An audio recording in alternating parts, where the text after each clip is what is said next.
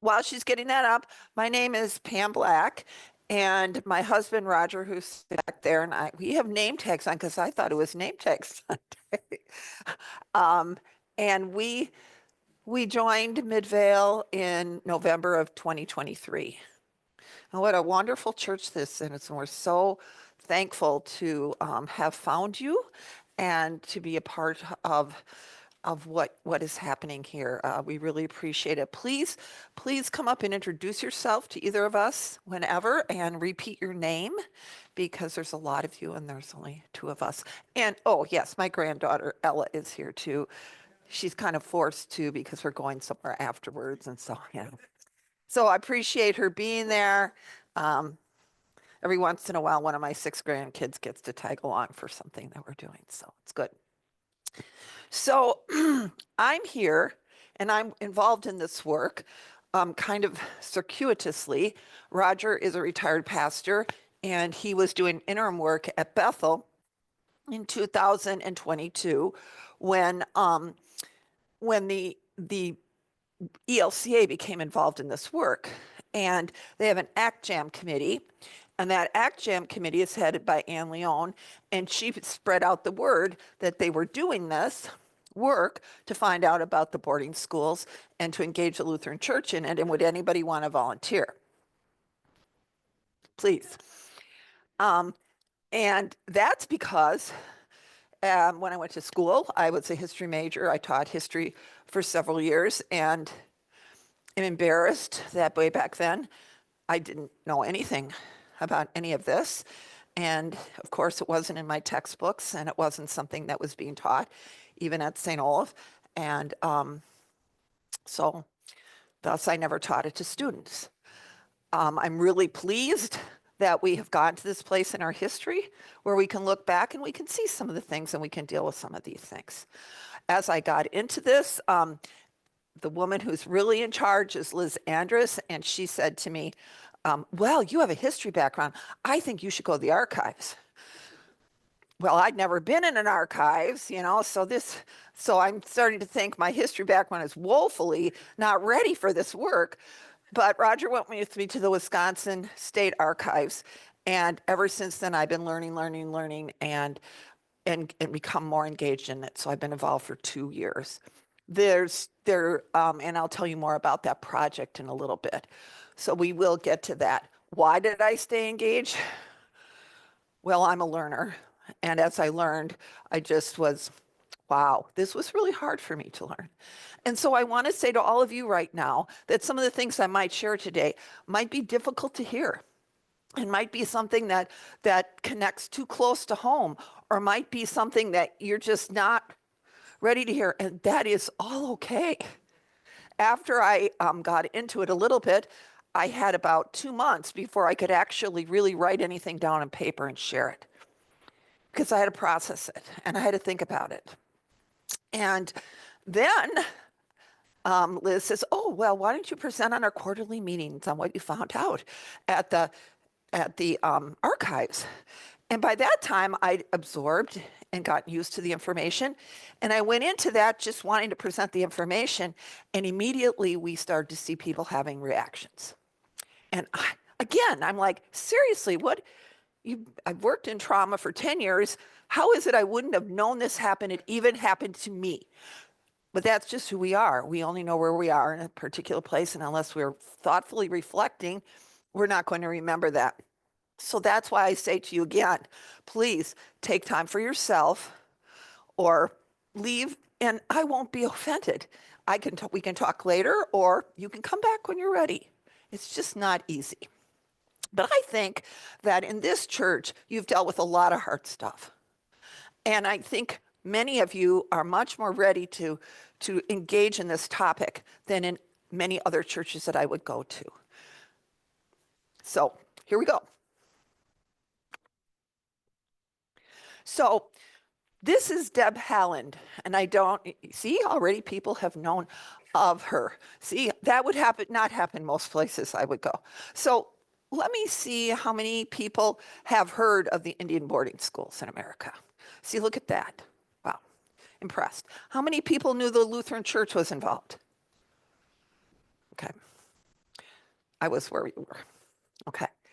When she became the director or the secretary of the Department of the Interior in 2022, one of the things she set her mind to was taking up what had been asked way back in 2000, that the people in the United States and the government in particular start addressing some of the things that had happened in Indian policy over the years before. That happened in 2000. In 2009, President Obama made a general apology to the country and to the Indians for the policies that we'd had. Then in 2000, just last year, probably September or so, President Biden specifically apologized for the boarding schools. And I think you'll see why as we go through this. So her grandparents were in a boarding school. And so she was open to listening to what we knew and to setting about learning about it. And so she put together a group of people who became a task force and have since written 2 volumes on the federal boarding schools, exploring all the different components of it. Who went to it? Why did we have them? How long were they engaged? How was the federal government involved?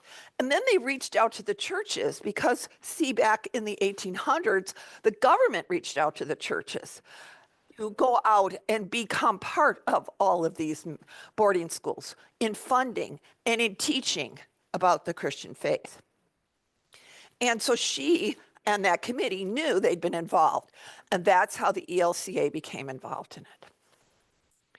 They found that there were 417 federal Indian boarding schools. Boarding school, what is that? The students stayed overnight, away from home. Few of them were close to the reservations, but typically they were not. They were taught there. They received instruction there, which I'll talk about in a little while. They received some vocational instruction. The federal government helped to pay for part of it. And they existed before 1969. In 1969, the government stepped completely out of that and no longer was involved in them. We have these boarding schools in 37 states and territories of the United States, and that includes Alaska and Hawaii. And children died there. Now, some of those children were sent back to their families and buried in a traditional Indian way near their parents. Some were buried right at the boarding school. And that's what triggered this whole study is in Canada. At a boarding school in Canada, they had found multiple unmarked graves. And so as a result, they decided that, the United States was late to the party, but that's okay. We got there, and for that I'm thankful for. And I'll tell you how we're engaging in that part as well. This was shocking to me. Of all of the Native children in this country, 85% of them attended a boarding school. So if you know someone who is, and let's stop to look at that word, Native, Indian, Indigenous. Right now, the ELCA uses the word Indigenous, but when we talk about the boarding schools, before they were always called the Indian boarding schools. And so I'm going to use that consciously because that's what it was called, okay? So I'll go back and forth a little bit, and it's not because I'm confused, but because we were confused. Religious institutions were involved, as I said. They sponsored or operated 50% of these schools in the United States. 50%.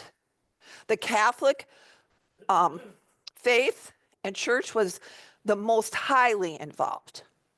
And they had many, many, many boarding schools. And because I was doing the archive, she kept sending me to these meetings, online. And so I was at one of their meetings talking about what they had learned from it. They have huge numbers. I'm not sure exactly how many that they were actually involved in. And we received money to do some of that. Institutions did. So the Presbyterians were involved, the Methodists were involved, the Lutherans were involved. There were very few religious institutions that weren't involved in this. Yes, even the Quakers, right? So what was the purpose of them? Well, if we go back in history, we can see, we know, we watch TV. There were a lot of Indian wars. And I'm sorry, I'm going to be a little blunt here. Again, this is just me saying the history. That wasn't working. It wasn't changing the problem. The Indians still wanted to stay where they were. They wanted to keep their land. They were hunters and gatherers. They needed lots of land. They didn't need 160 acres. They needed lots of land to be able to sustain their people. And they wanted to stay there, and they were willing to fight for it. And so the federal government decided that they couldn't afford to fight the Indians anymore, that they were not going to win that way and get the land that they needed for the farmers that they'd promised homesteads to. It just wasn't going to work. So they decided to start schools. That's when the responsibility for the Indians and the government went from the War Department to the Department of Interior, where the Bureau of Indian Affairs is now continues to exist. So when I went to the archives, thinking I was going to find all this stuff, there's nothing to speak of. There are no enrollment records. This is on the University of Wisconsin campus. No enrollment records, no curriculum information, nothing about any monies from the state. And that's because the federal government was responsible for the Indians, not the state. So they didn't keep any records.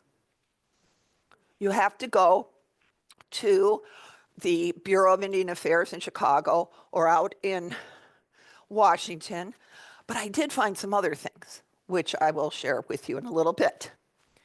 What the goal was is to take this young man here and make him into this man. And why did they want to do that? Well, I believe truly that a lot of people at that time believed that the only way the Indians would survive in this country is if they started to do things the way we did, because that's the way the country was going. And I believe they thought that was best for the people. It certainly was best for them. And they didn't explore it with the Indians. They made that decision. That was a, we're going to do this to you kind of thing. So you can see the changes right here. As soon as these children, down to the age of 3, were brought to these places, their hair was cut. And remember, in Indigenous people's culture, hair is sacred. So there were many children who felt immediately they would never be able to be with their spiritual God because their hair had been cut off. They had to give up their clothes, and often, especially at the Carlisle School out in Pennsylvania, they were put into uniforms. But sometimes more different kinds of clothes that we might wear on a daily basis. They were no longer allowed to speak their native tongue. And in many schools, they were punished for doing that. But they weren't taught English, they were expected to speak it. So they learned it as best they could and spoke it. And in many places, they were punished for not speaking English. And as you've heard of Reverend Homme and the Homme homes, and they came into LSS, as he specifically put it in something I've read that he wrote, their gibberish was not helpful to being made into civilized humans. That's what they were trying to do. And again, they truly felt this is what these Indians needed to be able to survive in America. succeed, to be them in the to get the American dream for themselves. They they would punish in many places, although I will tell you right now that we have not really found much evidence of that happening in our school, the abuse and punishment. But it's widespread. There's many books written by survivors.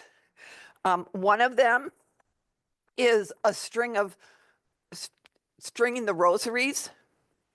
And that's an excellent book. It's multiple different people talking about what happened to them. Council of Dolls. There's just, you go out there, you go to the ELCA website and you'll be able to find multiple stories, biographies by people who were in this situation. So what is the impact today? It's done, right? That's what we like to say, right? Slavery's done. Indian boarding schools are done. Well, what is the impact?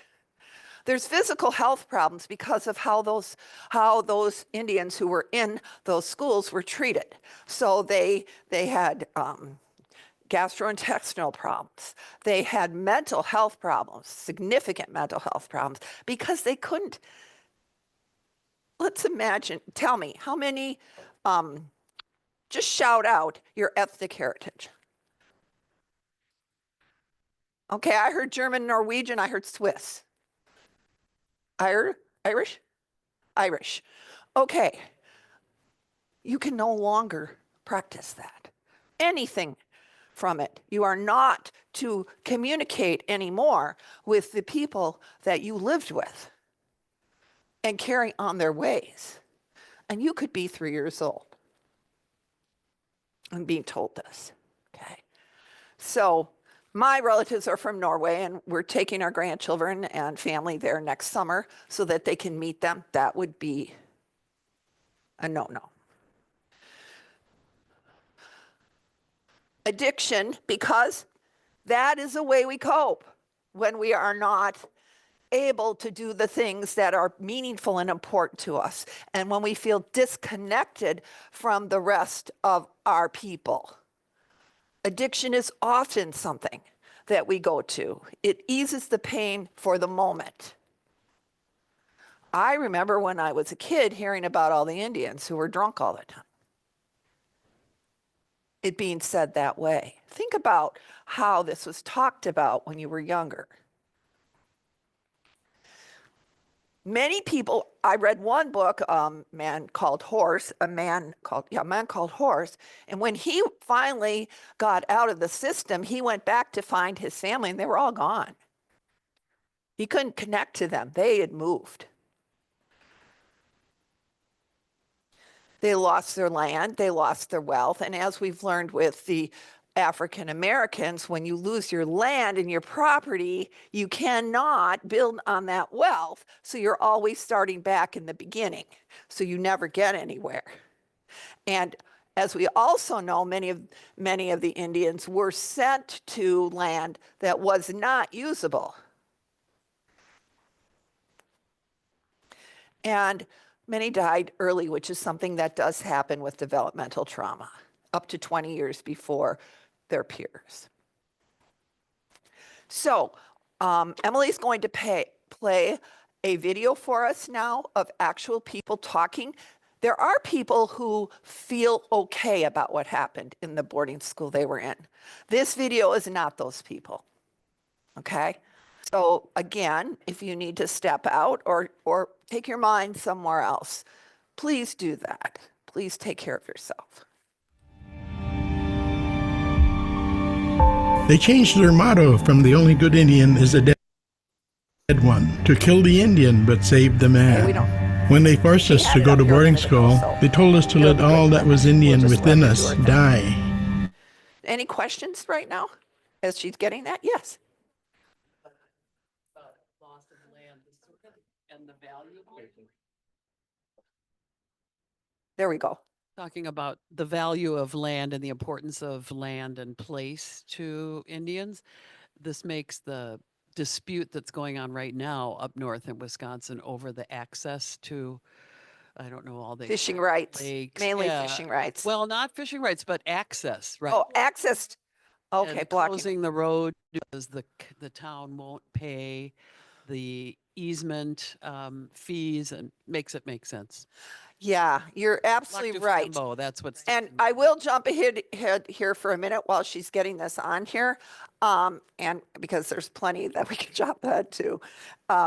And right now, the last time I talked to Ann Leon, she said, as head of this over the country that we're doing in ELCA, she said, I think where this is leading us is to advocate for the Indians' treaty rights.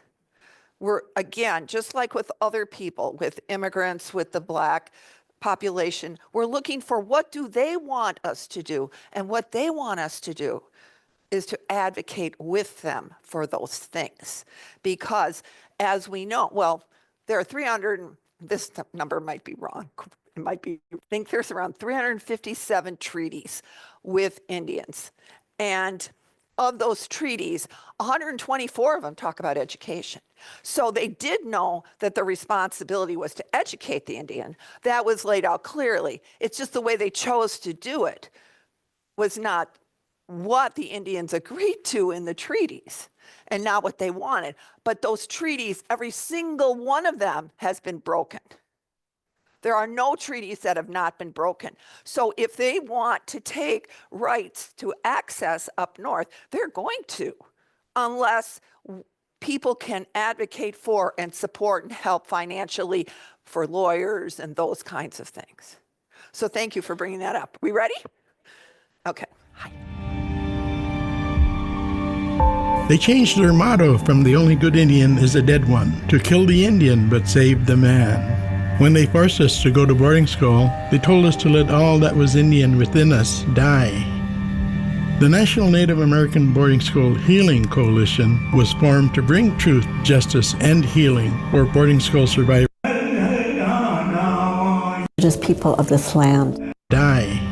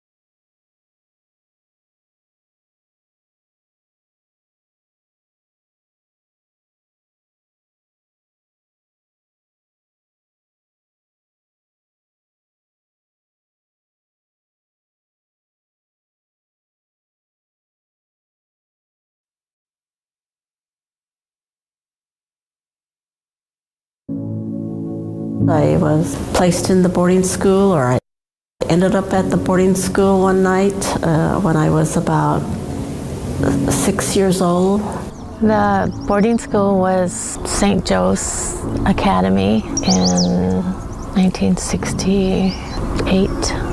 I actually thought I was going to be free, but the Bureau of Indian Affairs lady and her husband were right there to pick me up. And, aside from having a place to sleep and having 3 meals a day, I don't have a whole lot of good things to say about the boarding school. In the boarding school, it was really affected my self-esteem, not wanting to know the language, not really involved in the ceremonies, and just to being proud of who I was. You know, we're taught we're not supposed to do certain things, but I ask myself, well, where did that come from? Why are we fearful sometimes? Those kinds of teachings come from the military part of our experience, but I've had to take myself to places beyond some of those borders that I've taught work in. When I was able to do that, it was just a sense of relief.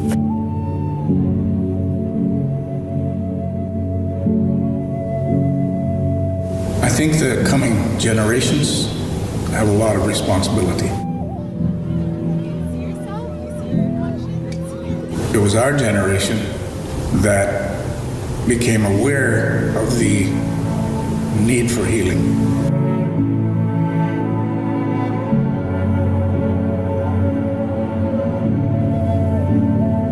They tried to make us into white people by cutting our hair and then taking our language and all the horrific things that happen in other places, but it's in here, it's still here, it's strong as ever, and I'm going to pass it on. It's important to educate the people on what you do know in all areas, not just the history and the trauma that our people went through, but how beautiful our people were.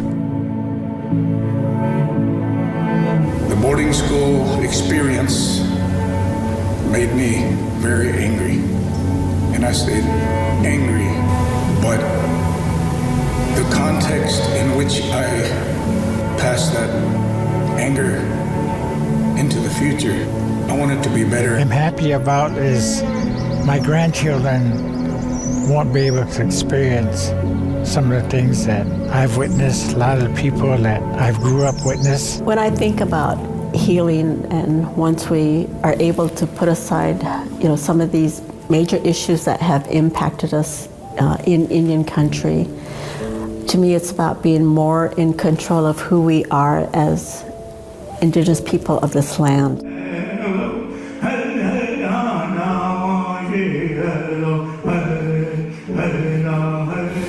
Go on a hill fast, you know, do something, because all of those things that the boarding school was put in place for, to take away, to strip us of our culture, you failed. With me, you failed.